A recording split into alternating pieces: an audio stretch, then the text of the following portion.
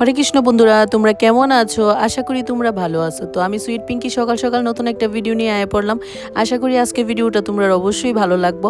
তো আজকে যেহেতু আসলো বাবা লোকনাথের তিরোধান উৎসব, তো আমি আজকে ভাবছি ঘুম থেকে একটু আগে স্নান টান করে ঠাকুর ঘরে ঢুকে সুন্দর করে পূজাটা দিমু।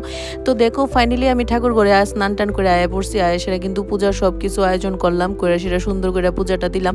তো আমার ঠাকুর ঘর সাজানোটা কেমন হয়েছে অবশ্যই কিন্তু ভিডিওটা দেখা তোমরা জানাইবা। তো আমি কিন্তু পূজা দিতে খুব পছন্দ করি, আর সুন্দর করে পূজাটাও দিয়ে লাইছিলাম। আর আজকে কিন্তু খামু আমরা নিরামিষ। তো সুন্দর করে পূজা টুজা দিয়ে সেরা এখন আমি সেরা রান্না করুম। তো আজকে কিন্তু অনেক কাজ আছে আমার।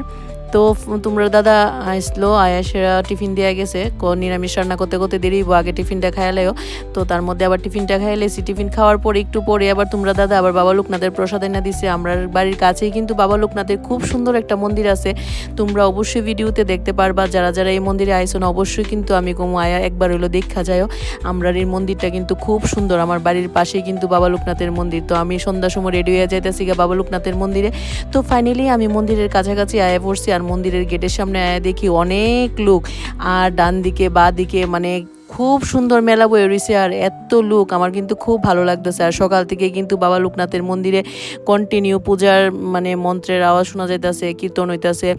তো বাবার এই উৎসব উপলক্ষে কিন্তু এখানে কীর্তনের আয়োজন করছে। তো এখানে কিন্তু আবার কীর্তনও আছে, তোমরা দেখতে পারবা ভিডিওতে। আর মেলাতে কিন্তু অনেক জিনিস উঠছে, মানে প্রচুর জিনিস উঠছে, সব জিনিস উঠছিল। তো আমি যাইতেছি বাবার মন্দিরের কাছাকাছি। ফাইনালি আমি আয়া পড়ছি। তো দেখো বাবার মন্দিরটাও কিন্তু খুব সুন্দর করে সাজানো হয়েছে। বাবার মানে বাবা লোকনাথের মন্দিরটাও, শিব মন্দিরটাও খুব সুন্দর করে সাজানো হয়েছে। তো আমি ফাইনালি বাবার সামনে আয়া পড়ছি। সেরা বাবার কাছে একটু প্রার্থনা করুম, প্রণাম করুম। তো মানে বাবার মন্দিরের সামনে যখন বাবারে দেখছি, মানে মনটা একদম শান্ত হয়ে গেছে। সত্যি বলতে খুব ভালো লাগতে আসছিল। আর এত এত লোক, মানে বাবার উৎসবের মধ্যে খুব ভালো লাগে যখন অনেক লোক আসে। আর দেখো মানে খুবই ভালো লাগতেছে। এই সাইডে আবার কীর্তন হইতেছে, প্রচুর লোক আছিল। তো বাবার মন্দিরে কিন্তু আবার প্রসাদ দেওয়ারও ব্যবস্থা আছিল, প্রত্যেক ভক্তদের লেগে কিন্তু প্রসাদের ব্যবস্থা আছিল। তো আমরাও কিন্তু প্রসাদ নিমু। খুব ভালো লাগতেছে, দেখো পরিবেশটা কত সুন্দর।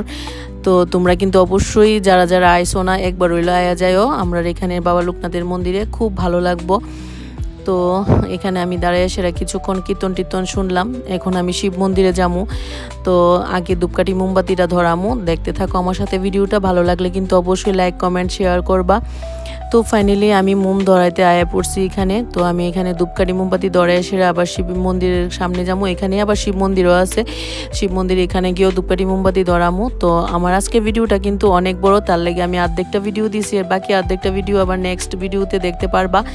তো নেক্সট ভিডিওতে কিন্তু আরও সুন্দর অনেক কিছু দেখতে পারবা। মন্দিরে আয়েসেরা কিন্তু আমি অনেক কিছু করছি, আর অনেক সুন্দর সুন্দর জিনিস তোমরা দেখতে পারবা।